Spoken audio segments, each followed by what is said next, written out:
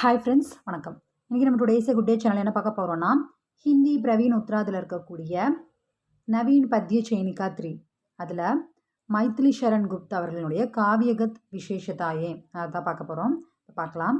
पठित पद्य चयनिका के आधार पर कवि की काव्यगत विशेषताएं का परिचय दीजिए. இப்போ மைத்திலி சரண் குப்தா அவர்களுடைய காவியகத் விசேஷதாயை தான் இப்போ பார்க்க போகிறோம். பார்க்கலாம். प्रस्तावना मुन्नुரை. ஸ்ரீ மைத்திலி சரண் குப்த் ராஷ்டிரகவி மானே ஜாத்தே ஹே. ஸ்ரீ மைத்திலி சரண் குப்த் அவர்கள் ராஷ்டிர கவிஞராக இருக்கிறார். சாகேத் உன்கா மகாகாவிய ஹே. சாகேத் அப்படின்றது இவருடைய மிகப்பெரிய மகாகாவியம் ஆகும். பஞ்சவட்டி ஜெயத்ரதவத் ஆதி உன்கே கண்டு காவிய ஹே. பஞ்சவட்டி நம்ம லாஸ்ட் இதில் படிச்சிருப்போம், பிரவீன்லேயே லாஸ்ட்டில் படிச்சிருப்போம். அதில் அது பஞ்சவட்டி ஜெயத்ரதவத் அதெல்லாம் அவருடைய ஒரு கண்டு காவியம் அப்படின்னா ஒரு மகாபாரதத்துலேருந்து வந்தது தான் அந்த பஞ்சவட்டி அப்படின்றது. அது மாதிரி ஒரு பெரிய கதைகள்லேருந்து ஒரு சிறு பகுதியை மட்டும் எடுத்து அதை மாதிரி படைக்கக்கூடிய காவியங்கள் தான் கண்டு காவிய அப்படின்னு சொல்கிறோம். ஒரு சிறு நிகழ்ச்சியை மட்டும் விவரிக்கக்கூடியதான் கண்டு காவிய. உன்கி கவிதாவோமே தோனே கலா சௌந்தர்ய அவர் பாவ் சௌந்தர்ய பரேஹே. அவருடைய கவிதைகளில் இரண்டு விஷயங்கள் என்னென்னா, கலா சௌந்தரிய கலைகள் அதனுடைய அழகு மற்றும் பாவ் சௌந்தர்ய உணர்வுகளினுடைய அழகு பரேஹை நிறைய பெற்று இருக்கிறது, நிறைந்திருக்கிறது. पाठ्य पुस्तक में दी गई कविताओं के आधार पर कवि की काव्य क्षमता के बारे में देखें. பாட்டிய புஸ்தக் மே இந்த புக்கில் இந்த பிரவீன் உத்ராதில் கொடுக்கப்பட்டிருக்கிற மைத்திலி சரண் குப்த் அவர் நிறைய கவிதைகள் எழுதியிருக்காரு. பட் அவருடைய கவிதைகளில் இங்கே இந்த புத்தகத்தில் கொடுக்கப்பட்டிருக்கிற அந்த கவிதையினுடைய ஆதாரம் அதன் அடிப்படையில் கவிஞரினுடைய அந்த காவியம் அமைக்கக்கூடிய திறமையை பற்றி இங்கே பார்க்கலாம். தேஷ்பக்த் கவிஞர் எப்படி ஒரு தேசபக்தராக இருந்தார். கவி மைத்திலி சரண் குப்த் மகாத்மா காந்திஜி சே பிரபாவித்ததே. கவிஞர் மைத்திலி சரண் குப்த் மகாத்மா காந்திஜி அவர்களால் ஈர்க்கப்பட்டார். அவருடைய தாக்கம் அவருக்கு அதிகமாக இருந்தது, அவரால் ஈர்க்கப்பட்டார். குப்த்ஜி மகான் தேஷ் பக்த் தே. குப்த்ஜி அவர்கள் மைத்திலி சரண் குப்த் அவர்கள் மிகப்பெரிய தேசபக்தராக இருந்தார். உன்கோ பாரத் தேஷ் சே படா பியார் ஹை. அவருக்கு பாரத தேசம் நம்மளுடைய பாரத நாடை ரொம்பவும் பிடிக்கும், மிகவும் பற்று கொண்டு இருந்தார். பிரஸ்துத் கிதாப் மே குப்த் ஜி கி மாத்ருபூமி நாமக் கவிதா தி கயிகை. இங்கே கொடுக்கப்பட்டிருக்கிற இந்த புத்தகத்தில் குப்த்ஜி அவர்களுடைய மாத்ருபூமி அப்படின்ற கவிதை கொடுக்கப்பட்டுள்ளது. கவி இஸ் கவிதாமே மாத்ருபூமி பாரத் கி வந்தனா கர்த்தேகே. கவிஞர் இந்த மாத்ருபூமினா தாய்நாடு, பாரத நாடு, அதில் தாய் திருநாட்டினுடைய அந்த கவிதையில் அவர் பாரதத்திற்கு வந்தனா அப்படின்னா வணக்கம் செய்கிறார்.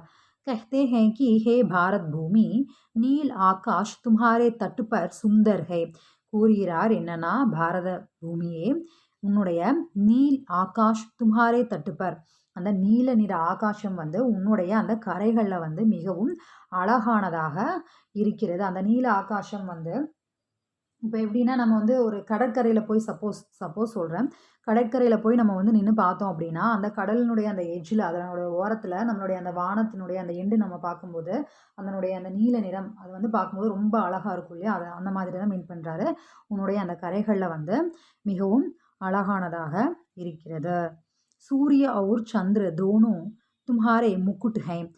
சூரியன் மற்றும் சந்திரன் இது எல்லாமே இது ரெண்டுமே உன்னுடைய முக்குட் அப்படின்னா மகுடமாக இருக்கிறது. சமுத்திர தும்ஹாரி மேக்கலாகை. சமுத்திரம் கடல் அப்படின்றது உன்னுடைய மேக்கலா அப்படின்னா ஒட்டியானம் சொல்லுவாங்க இல்லையா, ஒட்டியானமாக இருக்கிறது. நதியோமே பிரேம் பெஹத்தாகை. நதிகளில் அன்பு பாய்கிறது. அந்த நதிகளில் நீர் பாய்கிறத ஒரு அன்பு பாய்கிறது அப்படின்ற மாதிரி சொல்கிறார்.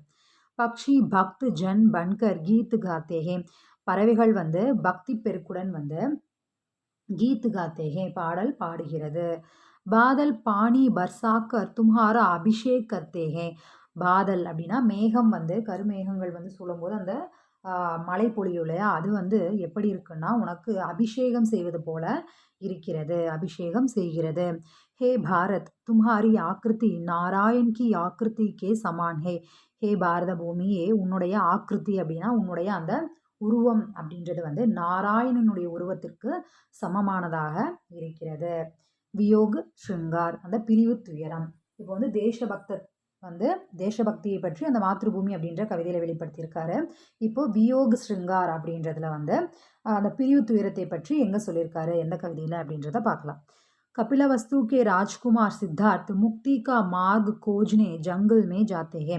கபிலவஸ்தினுடைய ராஜகுமார் சித்தார்த் வந்து முக்தியை அடைவதற்காக, முக்தியினுடைய முக்தியினுடைய வழியை அடைவதற்காக தேடி சென்றார். எங்கே போனார்? கோஜ்னே ஜங்கிள் மே ஜாத்தே, அதை அடைவதற்காக வனத்திற்கு சென்றார். உன்கி பிரிய பத்னி யசோதரா கா தில் துக்தாக, அவருடைய பிரியமான மனைவி யசோதராவினுடைய மனது வந்து ரொம்பவும் துக்கம் நிறைந்ததாக இருந்தது. सखी वे मुझसे कहकर जाते नामक कविता में कवि यशोधरा के वियोग का वर्णन करते हैं. கவிஞர் வந்து இப்போ மாத்ருபூமி அப்படின்றதுல வந்து தேசபக்தத்தை வெளிப்படுத்தி இருந்தார். இதில் வந்து சഖி வே முஜ்சே கெஹ்கர் ஜாத்தே, தோழியே அவர் என்னிடம் சொல்லிவிட்டு சென்றிருக்கலாம் அப்படின்ற அந்த கவிதையில் வந்து யசோதராவினுடைய அந்த வியோகுகா வர்ணன், பிரிவு துயரை வந்து வர்ணித்து இருக்கிறார். यशोधरा अपनी सहेली से कहती है कि मेरी कामना है कि वे जंगल जाए. யசோதரா வந்து தன்னுடைய ஃப்ரெண்டுகிட்ட சொல்கிறாரு, தோழிகிட்ட சொல்கிறாங்க, என்னுடைய ஆசையின் காரணமாகத்தான் அவர் வந்து வனத்திற்கு சென்றிருக்கிறார். வஹா தபஸ்ய கர்க்கே சித்தி பிராப்து கரே, அங்கு அவர் தவத்தை மேற்கொண்டு அதன் மூலியமாக அவர் சித்தியை பெறுவார். மேரே துக்கு கி கல்பனா கர்க்கே வே துக்கி ந ஹோம், என்னுடைய அந்த கஷ்டத்தை நினச்சி நம்ம வந்து இந்த மாதிரி நம்ம மனைவி விட்டு வந்துட்டோமே அப்படின்னு சொல்லி அவர் ஃபீல் பண்ணக்கூடாது. மே ஷிகாயத் பி கர்னா நஹி சாஹதி क्योंकि वे अब मुझे पहले से अधिक भाते हैं. நான் வந்து ஷிகாயத் அப்படின்னா எந்த ஒரு கம்ப்ளைண்ட்டும் கூட பண்ண விரும்பலை. क्योंकि ஏன்னா அபு முஜே பெஹலே சே அதிக் பாத்தேன், அவர் வந்து முன்னை விட என்னை இப்போ ரொம்பவும் அதிகமாக விரும்புகிறார். வியோக் ஸ்ருங்கார் கா யஹ் அத்புத் உதாரண் ஹே, பிரிவு துயரத்தினுடைய ஒரு மிகவும் அற்புதமான ஒரு உதாரணமாக இது இருக்கிறது. இப்போ மேலே சொன்னதே தான் இங்கே அந்த லைன்ஸ் வந்து இங்கே போட்டிருக்காங்க. जाए सिद्धि पावे वे सुख से दुखी न हो इस जन के दुख से. ஜாயே சித்தி பாவே, அவர் வந்து அங்கே போய் சித்தியை பெறட்டும், அந்த வனத்திற்கு போனார் இல்லையா, அங்கே போய் சித்தியை பெறட்டும், அவர் வந்து நல்லா இருக்கட்டும். நான் வந்து அவர் வந்து எந்த ஃபீலும் பண்ணக்கூடாது, துக்கீன ஹோ ஃபீல் பண்ணக்கூடாது, இங்கே இருக்கிற என்ன நினச்சி அவர் வந்து ஃபீல் பண்ணக்கூடாது, என்னுடைய நிலைமையை நினச்சி அவர் வந்து ஜன்கே துக்குசே ந ஹோ இஸ் ஜன்கே துக்குசே, என்னுடைய கஷ்டத்தை நினச்சி அவர் ஃபீல் பண்ணக்கூடாது. அலங்கார், கவிஞர் வந்து எப்படி வந்து அந்த போயமில் வந்து அலங்காரம் அப்படின்னா அதனுடைய வர்ணனைகள் வந்து எப்படி இருக்கிறது. அலங்கார் கே காரன் காவிய கா சௌந்தரிய படுத்தாகை, அலங்காரத்தினுடைய காரணமாகத்தான் வந்து காவியம் ஒரு படைப்பு அப்படின்றது வந்து அழகு வந்து அதனுடைய அழகு வந்து அதிகமாக ஆகிறது. இப்போ சும்மா வந்து இப்படியாச்சு அப்படியாச்சு இதுதான் நடந்தது அப்படின்னு சொல்லிட்டு போனால் அது வேறு விதமாக இருக்கும். இதே வந்து ஒரு அலங்கார நடையுடன் அதனுடைய மோனை எதுகை அப்படின்னு சொல்லுவாங்க இல்லையா, அந்த இலக்கண நடை அது மாதிரியாக வந்து சொல்லும்போது அதனுடைய அழகே வந்து அதிகமாகிரும். படிக்கிறவங்களுக்கு கூட அது வந்து ரொம்ப இன்ட்ரெஸ்டாக இருக்கும். फिर भी यदि अलंकारों का प्रयोग ज़रूरत से ज़्यादा हो जाता है तो காவிய நீரசு ஹோ ஜாத்தா.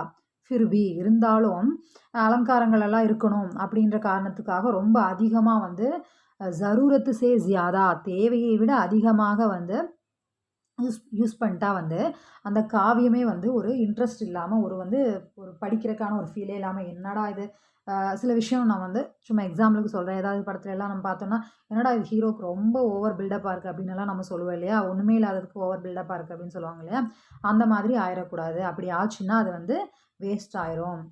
कवि की मातृभूमि कविता में अलंकारों का सुंदर प्रयोग दिखाई पड़ता है. கவிஞரினுடைய அந்த மாத்ருபூமி அப்படின்ற கவிதைகளில் வந்து அலங்காரங்கள் வந்து மிகவும் அழகானதாக சுந்தர் பிரயோக் திக்காயி படுத்தாக ரொம்ப அழகாக வந்து உபயோகப்படுத்தப்பட்டு இருக்கிறது. ரொம்ப அதிகமாகவும் இல்லாமல் ரொம்ப குறைவாகவும் இல்லாமல் சரியாக வந்து இருக்கிறது.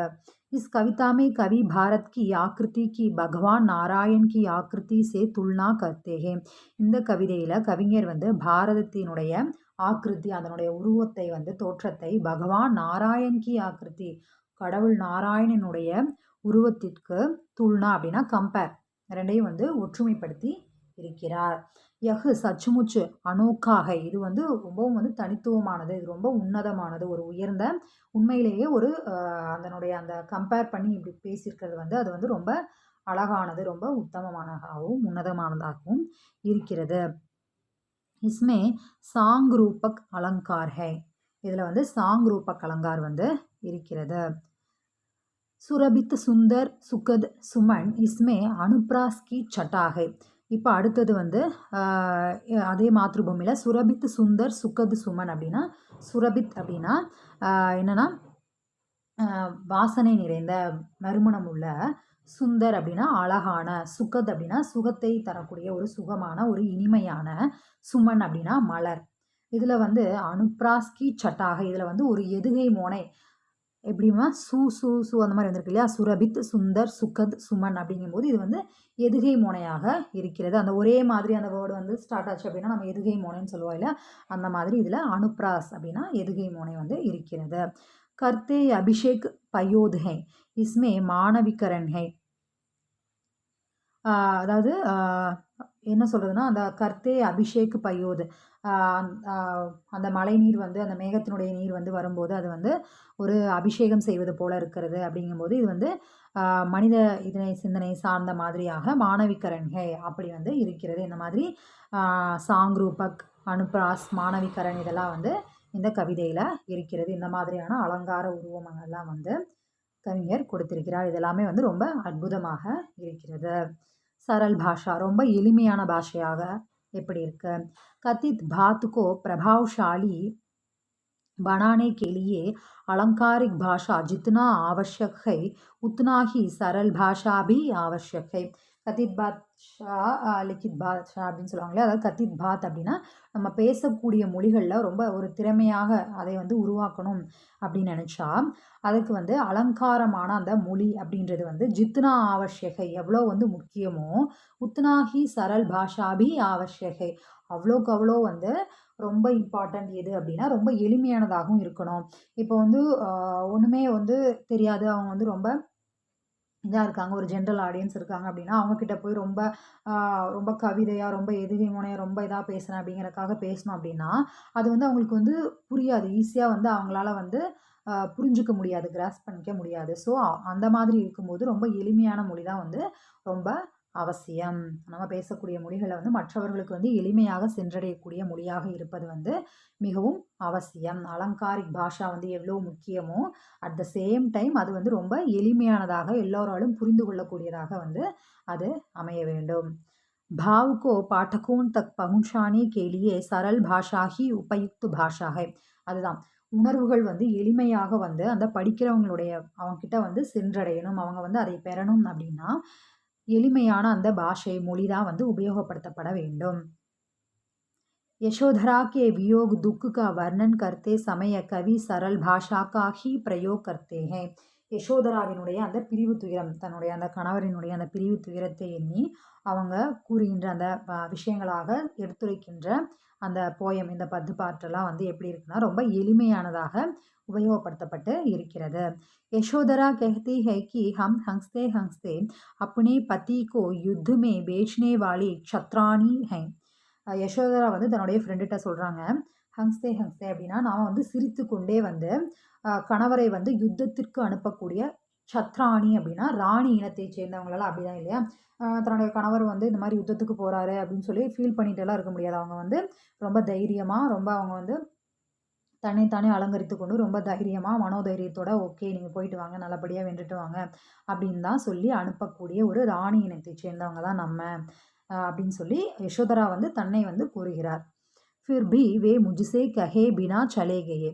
இருந்தாலும் கூட அவர் வந்து நமக்கு என்கிட்ட வந்து முஜ்சே என்கிட்ட சொல்லாமல், கஹே பினா சொல்லாமல் சென்று விட்டார்.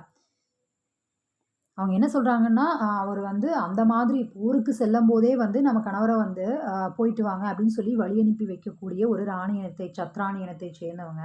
ஆனாலும் அவர் வந்து இப்போ வந்து ஒரு முக்தியை அடைவதற்காகத்தான் அவர் செல்கிறார். ஸோ அந்த மாதிரி டைமில் அவர் என்கிட்ட சொல்லிட்டு போயிருக்கலாம், நான் வந்து வருத்தப்பட்டிருக்க மாட்டேன், அப்போ அவர் என்கிட்ட சொல்லாமல் போயிட்டாரே அப்படின்னு சொல்லி அவர் ஃபீல் பண்ணுறாங்க. ஸ்வயம் சுசஜித் கர்கே க்ஷணமே பிரியத்தம் கோ பிராணோं के प्राण में हमी भेज देती है ரணமே.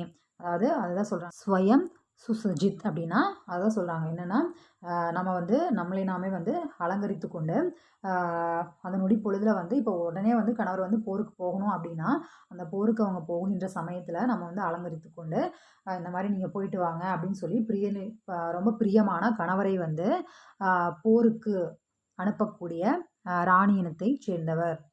சத்ரா தர்முகே நாத்தே அதான் சாத்ரா தர்ம் அப்படின்னா அந்த ஒரு ராணி இனத்தை அதனுடைய தர்மத்துக்கே உகந்தது. அதுதான் ஒரு ராணி அப்படின்னா அவங்க அப்படிதான் இருக்கணும். அப்படிப்பட்ட ஒரு பெண்மணியாக இருக்கும்போது சகிவே முஜிசே கெஹ்கர் ஜாத்தே அவர் எங்கிட்ட சொல்லிட்டு போயிருக்கலாம். அப்படிப்பட்ட எங்கிட்ட அவர் சொல்லிட்டு போயிருக்கலாம், சொல்லாமல் போயிட்டாரு அப்படின்னு சொல்லி அவங்க தன்னுடைய பிரிவு துயரத்தை கூறுகிறார். பாஷா மொழி. குப்த் ஜி கி பாஷா சுகத் கடி போலி பாஷா ஹை. குப்த்ஜி அவர்களுடைய மொழி அப்படின்றது ரொம்ப இனிமையானது. கடி போலி பாஷா, கடி போலி பாஷான்றது நம்ம படிச்சிருப்போம். அப்படிப்பட்ட ஒரு மொழியாக இருக்கிறது. ஃபிர் பி சம்ஸ்கிருத் ஷப்த் பி பாயே ஜாத்தே ஹே. இருந்தாலும் அதில் வந்து நிறைய சம்ஸ்கிருத வார்த்தைகள் இடம்பெற்றிருக்கிறது. மாத்ருபூமி கவிதாக்கே அந்துமே குப்த்ஜி காத்தே ஹே. மாத்ருபூமி கவிதையினுடைய இறுதியில் கவிஞர் வந்து பாடுகிறார். விபௌஷாலினி விஸ்வபாலினி துக்கஹத்ரீஹை பய நிவாரணி சாந்திகாரிணி சுகஹத்ரி. விபௌஷாலினி அப்படின்னா வையம் நிறைந்தவள், உலகம் நிறைந்தவளே. விஸ்வபாலினி அப்படின்னா உலகத்தை காக்கக்கூடியவளே. விபௌஷாலினி அப்படின்னா வையம் நிறைந்தவள், விஸ்வபாலினி அப்படின்னா உலகத்தை காக்கக்கூடியவள், துக்கஹத்ரி அப்படின்னா துக்கத்தை நீக்கக்கூடியவள், பய நிவாரணி அப்படின்னா பயத்தை விளக்கக்கூடியவள், சாந்திகாரிணி அப்படின்னா அமைதியை தரக்கூடியவள், சுகஹத்ரி அப்படின்னா சுகத்தை தரக்கூடியவள் அப்படின்னு சொல்லி பாரத மாதாவை தான் வந்து இது எல்லாமே சொல்லி பாரத மாதாவை தான் வந்து அவர் புகழ்ந்து கூறுகிறார். விசேஷதா இப்போ இதனுடைய சிறப்பு. गुप्त जी की कविताओं में अलंकार और भाव सही मात्रा में मिलाए गए हैं. குப்துஜியினுடைய கவிதைகளில் வந்து அலங்கார மொழி நடைகள் நம்ம மேலே சொன்னோம் இல்லையா, அந்த இருகை மோனை யூஸ் பண்ணுறது அதெல்லாம் வந்து அதுவும் மற்றும் வந்து பாவ் அந்த உணர்வுகளை வெளிப்படுத்தக்கூடியது வந்து சரியாக எப்படி இருக்கணுமோ அது மட்டும்தான் இருக்கிறது. அதாவது நம்ம முன்னாடி படிச்சோம் இல்லையா, ஜரூரத் சே ஜியாதா ஹோக்கர் அப்படின்னு சொன்னோம் இல்லையா, அதாவது தேவையை விட அதிகமாக இல்லாமல் சரியாக இருக்கிறது. இசுசே காவியமே சார் சாந்த் லகு கயேஹே. ஸோ இதனால் அந்த காவியத்தினுடைய அந்த படைப்பு வந்து எப்படி இருக்குன்னா சார் சாந்து, ஒரு நிலா மாதிரி இல்லை, 4 நிலாக்கள். ஒரு நிலவு வந்து இருந்தாலே எவ்வளோ அழகாக இருக்கும் நம்ம பார்க்குறதுக்கு வானத்தில். அதே 4 நிலவை நம்ம ஒன்றா பார்த்தோன்னா எவ்வளோ அழகாக பியூட்டிஃபுல்லாக இருக்கும். அந்த மாதிரி இருக்குது கவிஞரினுடைய படைப்பு. குப்துஜி கி ரச்சனாயே ஏக மகாசாகர் ஹை. குப்துஜி அவர்களுடைய படைப்புகள் எல்லாமே வந்து ஒரு மிகப்பெரிய மாபெரும் கடல், மகாசாகர். யஹா மாத்திர ஏக் பூந்து கா வர்ணன் ஹுவாகை. இங்கே ஒன்லி வெறும் வந்து ஒரு பூந்த் அப்படின்னா அந்த மிகப்பெரிய கடலில் ஒரு துளி நீர் எடுத்தால் எப்படி இருக்கும், அந்த மாதிரி ஒரு துளி நீர் தான் இங்கே வர்ணிக்கப்பட்டிருக்கு. பட் அவருடைய படைப்புகள் எல்லாமே வந்து ஒரு மிகப்பெரிய கடலாக இருக்கிறது. ஓகே ஃப்ரெண்ட்ஸ், நாம் எடுத்த இந்த கவிகா காவியகத் விசேஷதாயே இது வந்து மைத்லி சரண் குப்தோடது நம்ம எடுத்திருக்கோம். இது வந்து உங்களுக்கு புரிஞ்சிருந்தது அப்படின்னா தயவு செய்து இந்த வீடியோவை லைக் பண்ணுங்கள். இதே மாதிரி பிரவீன் உத்ராத் படிக்கிறவங்க ஃப்ரெண்ட்ஸ் எல்லாருக்கும் இதை ஷேர் பண்ணுங்கள். அண்ட் ஞாபகமாக நீங்களும் நம்ம சேனலை சப்ஸ்கிரைப் பண்ணிக்கோங்க. இதில் இருக்கிற ப்ளஸ் ஆர் மைனஸ் என்ன, நான் எடுத்திருக்க விதம் உங்களுக்கு பிடிச்சிருக்கா இல்லையா, இல்லை இன்னும் வேறு விதமாக எடுக்கணுமா, இன்னும் எக்ஸ்ப்ளனேஷன் அதிகமாக கொடுக்கணுமா அப்படின்றதெல்லாம் கமெண்ட்டில் எனக்கு தெரியப்படுத்துங்க. ஓகே ஃப்ரெண்ட்ஸ், பாய்.